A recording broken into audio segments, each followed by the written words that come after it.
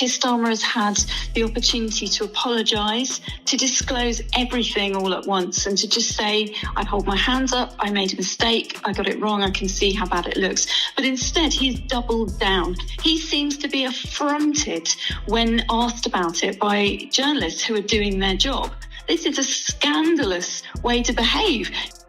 The Labour leader is facing calls to resign and the Labour deputy leader could be facing a police investigation. You would have thought this might be leading the news agenda, but instead the subservient and blatantly left-wing political press are too busy putting their energy into stories like this. A massive event is happening in UK politics, and if you haven't been paying attention, now is the time. Keir Starmer, the leader of the Labour Party, is facing a crisis unlike anything seen in recent years. A huge scandal has erupted, forcing some of Labour's top MPs to step down. The political world is in chaos, and the consequences could change the Labour Party forever, especially since Keir Starmer and his cronies raged at the Tor offshore money during the election. A clandestine Cayman. Ireland's hedge fund invests in weaponry and energy. Instead, he's doubled down. He seems to be affronted when asked about it by journalists who are doing their job. This is a scandalous way to behave. None of us need free things. Even the lowest paid MPs, I've said this before, like me, earn £91,000. That is so much money compared to the average British person who also has to provide clothes for themselves and their children. Rosie Duffield, you decided that you are going to resign from the Labour Party and that you are resigning the whip with immediate effect. You've chosen to do this exclusively with the Sunday Times. Tell me why you're leaving the party now. I think because the party's left me. I'm really so disappointed with the direction that we're taking after 14 years of waiting to be in power. This is just profoundly not what I signed up to do and not what I signed up to support. You know, we're here for... That was one resignation from Rosie Duffield, who left the Labour Party partly because of the allegations of squirming around. And just when it seemed that was it, watch how the Home Secretary tried to frame it. It is extremely important that people don't spread damaging misinformation online. False information has already been extensively shared in the last 24 hours. Those who do this for their own purposes risk undermining a crucial criminal investigation. And I ask everyone to show some respect for the community in Southport and for families who are grieving and in trauma. In these dark and difficult moments, the police must be able to get on with their work, and communities must be given the time and space to grieve and heal without outside voices seeking to use events to stir up division or advance their own views. There will be other questions that flow as the investigation develops. We will doubtless, in the days ahead, discuss terrible violence and its causes. The investigation will, of course, pursue any contact the suspect may or may not have had with different agencies before the incident took place. And Southport will no doubt be in our minds when we debate Martin's Law as part of the King's speech. But for today, the most important focus of all must be the injured children, the grieving and traumatised families, and the people of Southport who are... That was one resignation from Rosie Duffield, who quit the Labour Party partially because of the claims of squirming about. And just when it appeared that was it, watch how the Home Secretary attempted to phrase 60% of Britons believe that the Labour Party the Labour government is engulfed in sleaze, Anna. Well, it was always going to be a tricky strategy for a politician to take such a hard line on sleaze like Keir Starmer did. I mean, basically painting himself as whiter than white and saying he's going to change politics. Yeah. It is exactly what a lot of people wanted to hear and still want to hear. I think realistically, those of us who followed politics know that pretty much on every side there are going to be scandals. What is extraordinary is that some of these issues weren't foreseen and the way that the story has been handled as well. So with the freebies, for example... The comms have been rubbish, haven't they? The comms have been terrible. And I think it's also unfair to just blame the comms and just blame the advisors. There's a certain point that this comes from the top. I mean, Keir Starmer is the Prime Minister, and the fact that he has gone out repeatedly and said things like, well, what do you want me to do? Give up my Arsenal tickets? Well, yes. Just don't go to Arsenal for a few years when you're Prime Minister. You're meant to be solving the country's issues. It's Labour's Home Secretary, their IET Cooper, trying to turn the tables and label it as misinformation. But here's what they're not telling you. It all started with a shocking leak on live television revealing documents that exposed serious allegations of corruption and mismanagement inside the Labour Party. The impact has been devastating, and public trust is crumbling. Starmer's popularity ratings are dropping, and Labour is now battling to live. And just when you thought it couldn't get worse, picture watching the news and suddenly seeing secret government documents emerge on air. That's precisely what occurred when leaked files from Labour Party officials were revealed. The revelation indicated that Labour had taken almost £500,000 in suspicious contributions from trade unions since 2019, which was even more surprising. Since the previous election, 23 Labour MPs have taken almost £2 million from unions. Making people better off. Keir Starmer talked about growth all of the time, but growth for who? Not growth for the people that are suffering already from the cost of living crisis. Those at the bottom of the pile, people that need our help as a state and a government, are not going to get it. In your powerful resignation letter, you state clearly that the reason for leaving is also to do with the programme of policies that you see Sir Keir Starmer being determined to stick to. What are the particular policies that you believe are so egregious that it has led you to lead the party? I think starting with the two-child limit, or so-called rape clause, most of us in the Labour Party have been fighting against this and standing up and speaking against it for around 8 years since the Tory government, I think George Osborne, introduced it. And to hear us now not doing anything at all, after 14 years of preparation where we could have come up with a way of ditching that from day one, that is so profoundly disappointing. And you'll never guess how it is. The stolen papers didn't only disclose money concerns. They indicated significant internal tensions, dubious leadership choices, and covert power battles occurring behind closed doors. And Rosie spilled half the beans on them during this hour-long phone chat. I can't go along with it. The whole reason, there were several reasons I stood for Parliament, but one of the main reasons was to try and scrap that awful policy where we punish the poorest in society. We punish women with more than 2 children or couples with more than 2 children.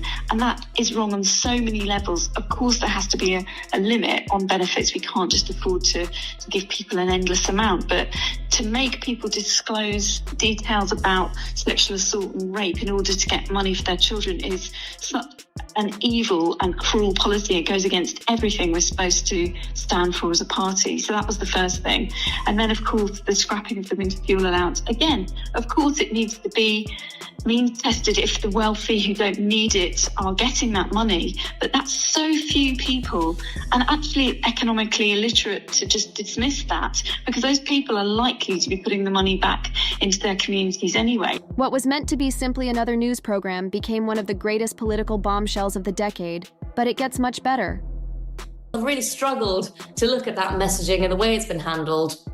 I look at last week where effectively the story had slightly died down, and then Number 10 put out a statement saying he's going to pay, what was it, £6,000 back? Which says he's made a and I said that, Dave. So that says that the 6,000 he took since he became Prime Minister, he's admitted was wrong. What about the 107,500 quid he took whilst leader of the opposition?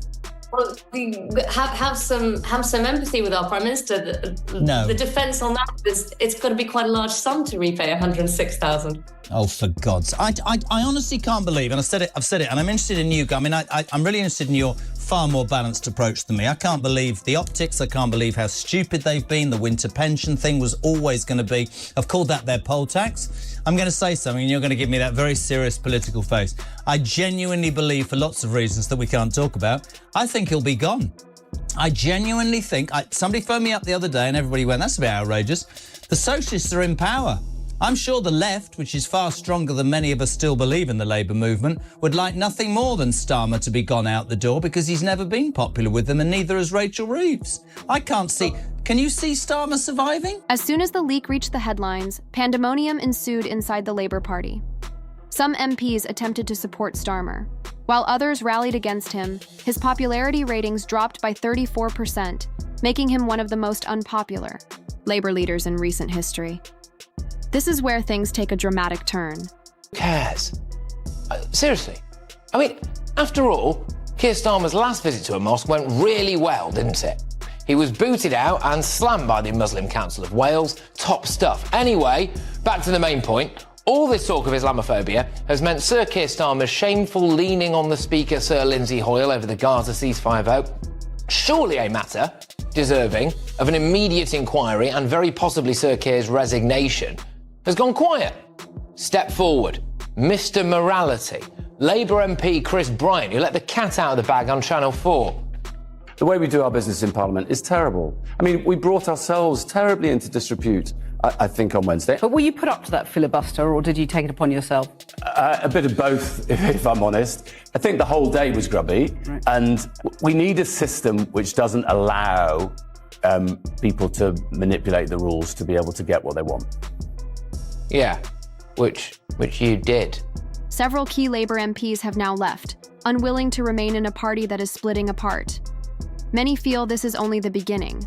Starmer's detractors claim he has lost control of his party, and some MPs are pushing for him to stand down immediately. But we need to speak about what happens next.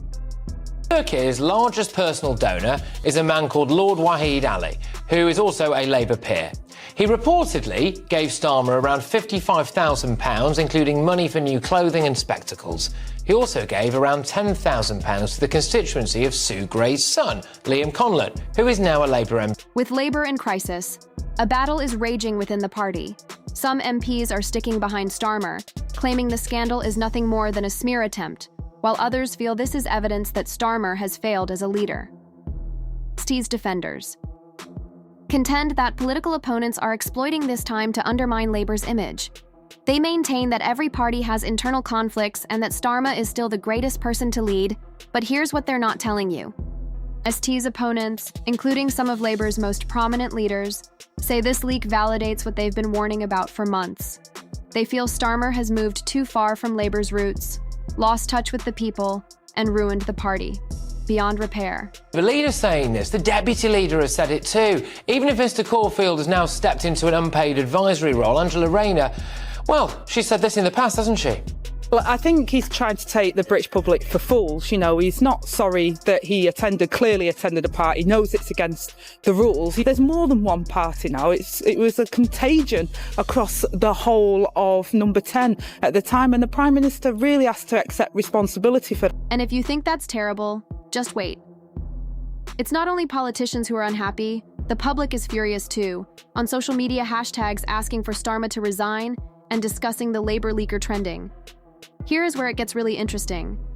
Some Labour supporters feel betrayed. While others think the scandal is overblown, many voters are wondering if Labour can't even manage itself. How can it run the country? This loss of trust could have serious consequences in the next election, but what happens next is truly insane. With Starmer's leadership hanging by a thread, people are already asking who will take his place, and the reason why will surprise you. Many people think he got away with appointing Sue Gray as his chief of staff, despite the fact that she was involved in the Partygate investigation into Boris Johnson. Many people think Keir Starmer got away with allegedly threatening Speaker Lindsay Hoyle to tear up the parliamentary rulebook over a vote on the Gaza ceasefire. Well, OK. Could it be these cronyism, cash for access, sleaze accusations? There are already names being discussed as potential successors, Angela. The deputy leader is well liked by Labour's grassroots followers, but others think her combative manner may drive off centrist voters. Wes Streeting, the Shadow Health Secretary, is frequently touted as the future of Labour, but his opponents believe he lacks the bravery required to overhaul the party. Lisa Nandy, another prospective candidate, is viewed as someone who might bridge the gap between Labour's split group, but what happens next will alter everything. Rishi Sunak. The Conservative administration is keeping a careful eye on everything, and the weirdest aspect is that many individuals, if Labour collapses, Conservatives could easily win the next election. Meanwhile, smaller parties like the Liberal Democrats and Greens see this as their chance to gain more voters. The best part is that we're just getting started right now. The Labour Party conference is coming up, and it's going to be a war zone. Starmer has two choices: fight to maintain his job or step down before he's pushed out. If you remain to the end, I'll show you why this is a game. Cher, here's what we know Starr is attempting to fix. His image, yet his popularity ratings are sinking. Labour MPs are turning on one another, making it difficult for the party to remain strong. The longer this scandal goes on, the worse it will. Be for Labour in the next election, and at the conclusion of this tale, it'll all make sense. So what do you think? Will Starmer survive, or is it the end of his leadership?